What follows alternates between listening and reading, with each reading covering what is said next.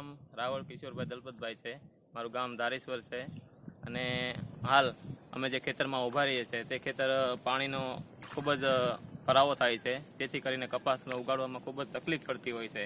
જો કે આજુબાજુના ખેતરોમાં લગભગ 25-30% કપાસના છોડ વયા ગયા છે, છતાંય અમને જે જીટીઆઈ છે 49ની જે નવી સંકર જાતનું શોધો કરવામાં આવી છે અને જે અમને મળ્યું છે નાબાર્ડ દ્વારા, તેનો અમે આભાર વ્યક્ત કરીએ છીએ. કારણ કે અત્યારે હાલ પરિસ્થિતિમાં જે કપાસના છોડ વયા જાય છે અને બીજા જે ફૂગનાશકથી છોડને બહુ અસર કરી જાય છે આ પાણી ભરાવાથી, તો એ અમને આમાં દેખાતું નથી અત્યારે હાલ પરિસ્થિતિમાં.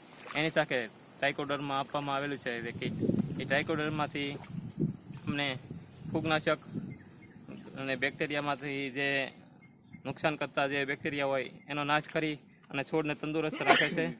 અને બીજું કે સાથે સાથે સ્યુડોમોનાસ આપવામાં આવેલું છે, જે અત્યારે હાલ પરિસ્થિતિમાં જે વાતાવરણને પરિવર્તન થાય તેથી બેક્ટેરિયાનો ઉપદ્રવ ખૂબ જ વધી જતો હોય છે.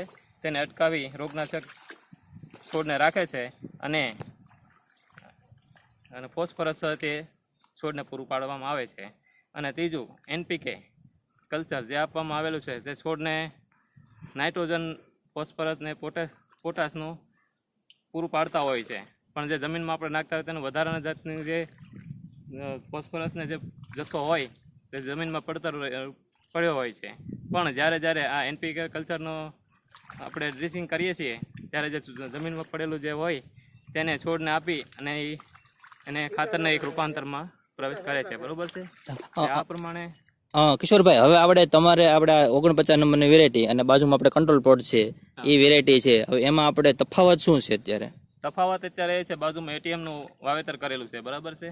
તે છોડ લગભગ 30% જેવો છોડ નાશ પામ્યા છે, ઊભા સુકાઈ ગયા છે. બરાબર છે, પાણી લાગવાથી. અને છોડ બહુ નાના છે અને એમાં ફૂલ છાપકું કે ઝીંડવું હજી એટલા પ્રમાણમાં નથી જે અત્યારે આ છોડમાં દેખાવામાં આવે છે. બરાબર છે. અને આની અંદર એક એ પણ છે કે રોગ પ્રતિકારક શક્તિ ખૂબ જ વધારે હોય છે, કારણ કે આની જે કીટ આપવામાં આવી છે એ અને આ છોડમાં એટલું કાર્યક્ષમ હોય છે કે લગભગ કોઈ પણ વાતાવરણમાં તે સ્વયં પોતે જાગૃત રહી શકે એવું તો મારું માનવું દેખાય છે આની અંદર. બરાબર છે. બાજુમાં છાપા નથી એટલા કે ઝીંડવા નથી. આ ફૂલ જો તમે જોઈ શકો છો ખેતરની અંદર લગભગ આજુબાજુમાં નથી, એની કરતાં 40-45% ફૂલનો વધારો દેખાય છે. બરાબર છે. અને પાનમાં રોગમુક્ત પાન છે એકદમ. આની અંદર જો ચૂસિયા જેવા તો આવી નથી કે કોઈ પણ જાતનો એમાં રોગ દેખાતો નથી, એકદમ સ્વસ્થ છે. અને છૂટાછવાયા પાન હોવાને લીધે અને ફૂગનું પ્રમાણ પણ ખૂબ ઓછું હોય છે, જેથી ઝીંડવા બગડવા તે કાળા પડવામાં ખૂબ મદદરૂપ થાય છે.